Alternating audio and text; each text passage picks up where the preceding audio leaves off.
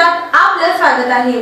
सोलापुरातील व्यापारी अंबादास विठ्ठल कस्तुरी वय 52 वर्षे, राहणार विठ्ठल, प्लॉट नंबर 2, राघवेंद्र नगर, सोलापूर या सोलापूर येथील ज्युनियर मॅजेस्टिक वर्ग सो VA कुलकर्णी यांनी फिर्यादी नरेंद्र सुदर्शन कोंपेली वय 42, राहणार न्यू पाचापेठ, सोलापूर यास दिलेला चेक न भरल्याप्रकरणी 3 महिन्यांची शिक्षा तसेच नुकसान भरपाई म्हणून 9,55,500 रुपये देण्याचा आदेश पारित केला। थोडक्यात हकीकत अशी की यातील फिर्यादी नरेंद्र कोंपेली हे बेडशीट व टॉवेल उत्पादनाचा व्यवसाय करतात।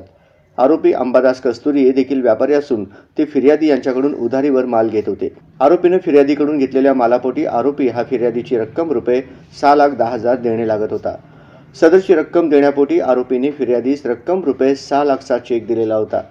सदरचा चेक न भरता परत आल्यामुळे फिर्यादीने ॲडव्होकेट गुरुदत्त बोरगावकर यांच्या मार्फत सोलापुरातील ज्युनियर मॅजेस्टिक वर्ग येथे आरोपी विरुद्ध दी निगोशिएबल इन्स्ट्रुमेंट ॲक्ट 138 अन्वये खटला दाखल केला होता।